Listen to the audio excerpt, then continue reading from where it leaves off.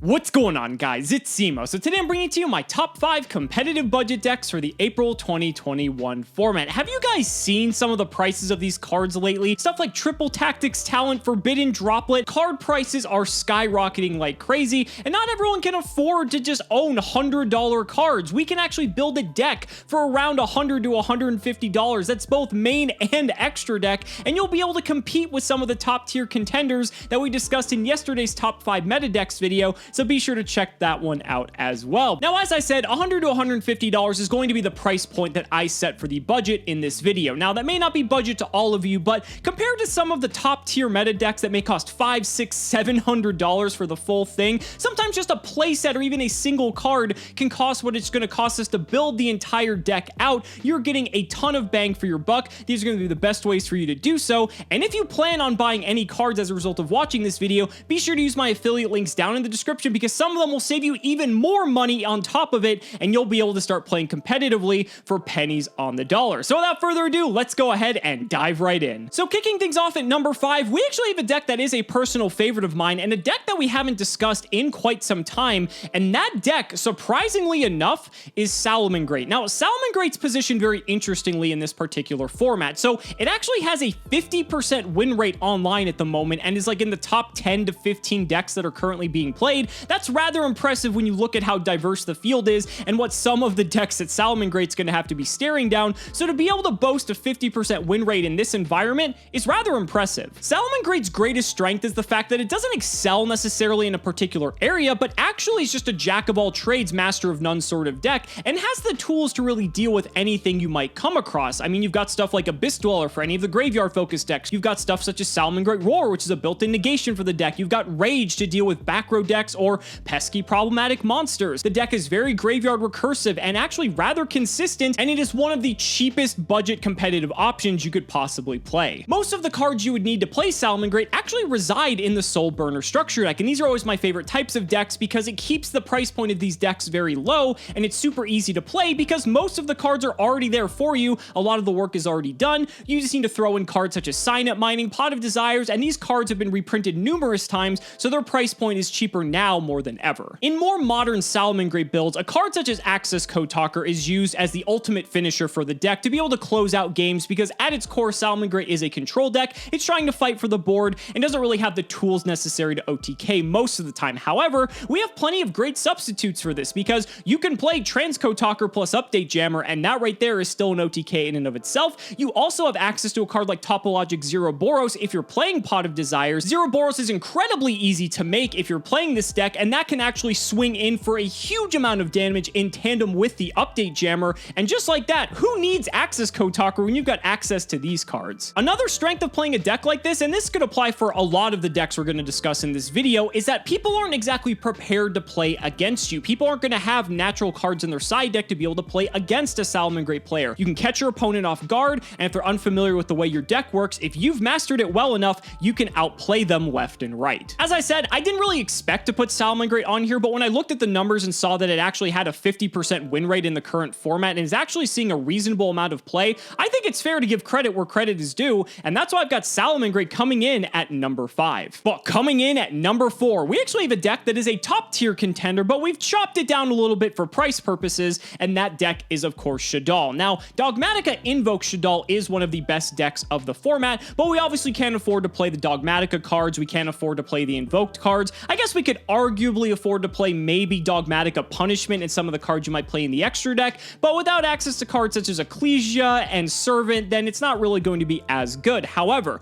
Winda is still an incredibly unfair card. It's very cheap because it's been reprinted in a structure deck, and so we can still take advantage of the Shaddoll portion of the deck because Winda is a very dominating element in this current environment. Some decks just flat out lose to Winda if they don't have the out to the window, which we are seeing more of now that stuff such as True King of All Calamities has left the format. Dark Ruler No More has made a very big resurgence, and people are playing stuff such as Forbidden Droplet, so it's not like outs don't exist, but if the player doesn't see those outs, Winda can just be an absolute nightmare for people to play against. If you back that up with a series of trap cards, you can build a very control-heavy Shaddoll deck that revolves around just keeping the Winda, sticking it to the board, and then backing it up with cards such as Solemn Strike, Torrential Tribute, and the like, and just like that, you have yourself a very solid control deck that can be very annoying for your opponent to deal with. Now, obviously, Obviously, it's not going to pack the punch that Invoke Shaddoll or Dogmatika Shaddoll would, but it's still a very reasonable budget option since a lot of the Shaddoll cards were again reprinted in a structure deck, making them very affordable to the masses. And most of the other cards you would need are actually very affordable in addition to that, because a lot of the best staple trap cards you're seeing a lot of people play at the moment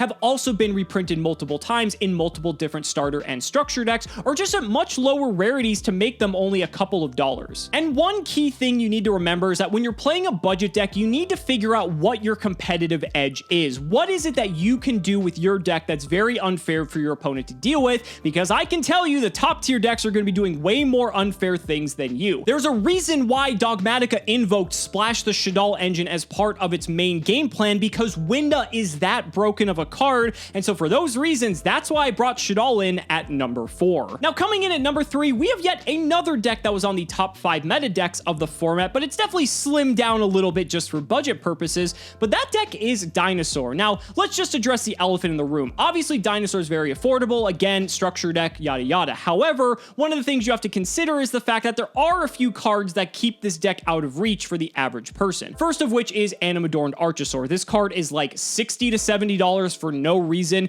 I feel like this is going to be reprinted in the Mega Tins easy, so definitely be mindful because the Mega Tins are about 3 to 4 months away at the time of recording this video. So if you're going to invest in that, I would say play it while you can and then sell it while the price is the same, because if a reprint gets announced for Animadorned Archosaur, that card's value is going to tank. But this is a card that you can get away with playing a single copy of, although 2 seems to be the standard for most Dinosaur decks. Another card that's rather expensive is Pot of Extravagance. I would say Pot of Prosperity is out of our budget for the most part, so we have to go back to the old days of playing Pot of Extravagance in Dinosaur, which is fine. Some people might argue that Extravagance is better because getting multiple cards, even if they're random, is better than getting a singular card, but that's obviously for you guys to decide. And honestly, Dino was playing Pot of Extravagance no problem all the way up until the release of Prosperity, so clearly players didn't have an issue playing Extravagance up until that point. Another card that's also extraordinarily expensive for no reason is Dark Ruler No More, which is a card you're going to play in Dinosaur if you're opting for going second, which is traditionally how the deck has always been played. It's a strong board breaking deck that can really deal with anything because Ultimate Conductor Tyranno and all the other cards in the deck are just absurdly broken.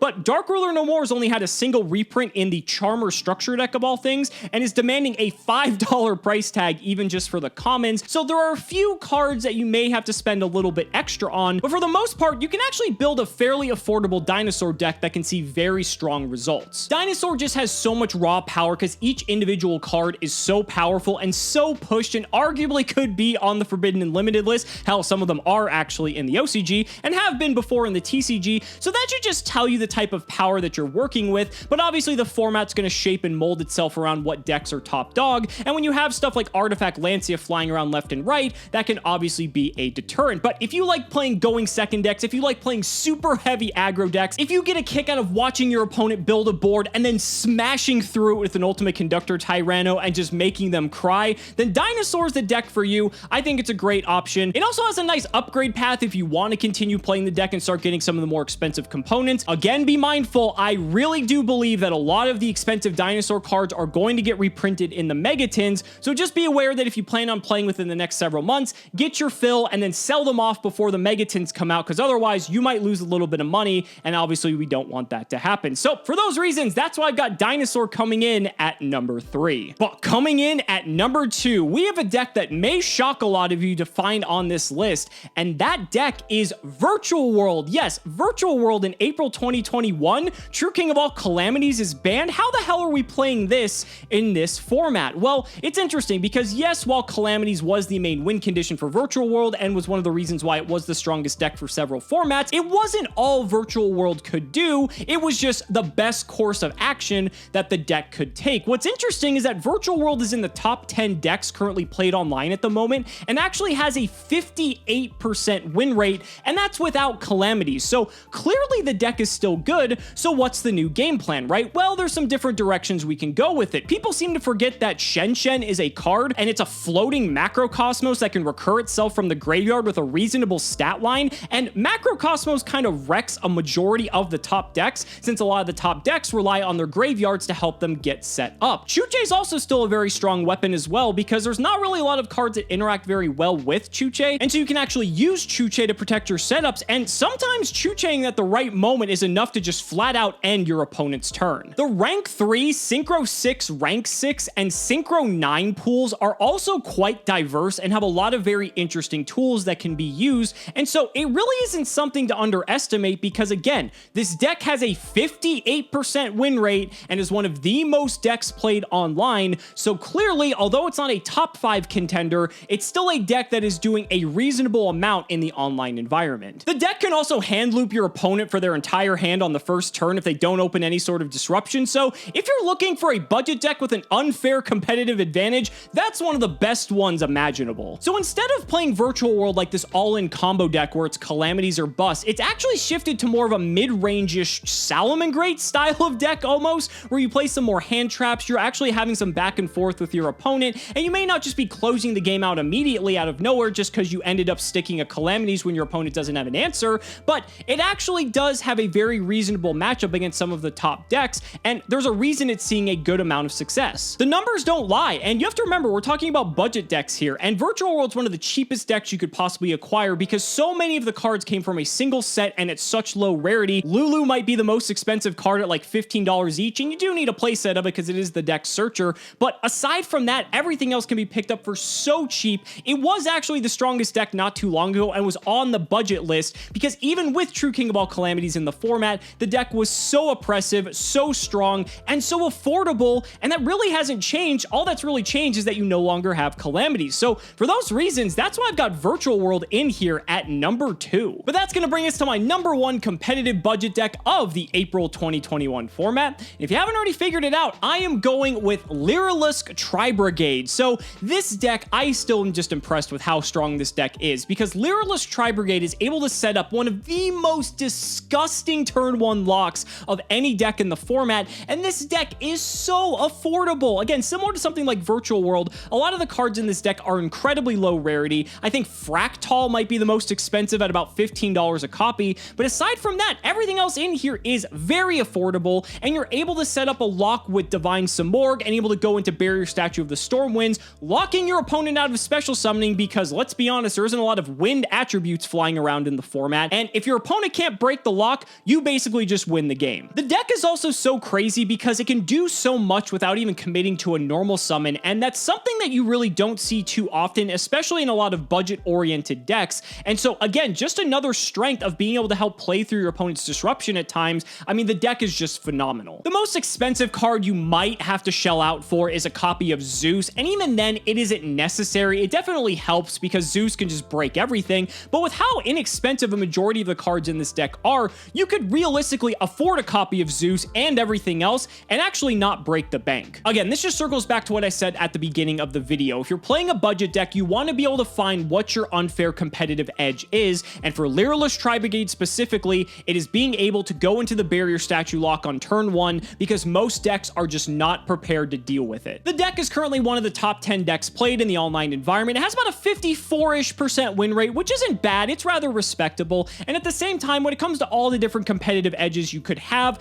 I think this is just the strongest because a lot of the time, there is just nothing your opponent can do to stop it. I would say the biggest difficulty you're going to have is when you're going into games 2 and 3 and the side decks are in play, because in the side deck, your opponent may have cards to deal with this sort of lock. However, the amount of games that you are going to steal left and right solely because the lock is that strong and because the deck is rather consistent and can achieve it very easily, you are going to have a grand old time playing this deck. And for those reasons, that's why I've got Lyrilusk TriBrigade as my number 1 competitive budget deck of the April 2021 format. But honestly, any of the decks on this list are pretty reasonable. They all have their own pros and cons. And so I'm really curious to hear what you think. Let me know down in the comments what your favorite deck is on this list, or maybe some other decks that I forgot, because this video could be like 2 hours long if I listed all of them, but be sure to let me know down in the comments. Thank you all so much for watching the video. Be sure to like the video as always, subscribe to the channel for more amazing Yu-Gi-Oh content, and if you found this video informative, consider supporting me on Patreon for exclusive early one-day access to both the history of Yu-Gi-Oh and the Yu-Gi-Oh progression series. Thanks so much again, and we will see you next time.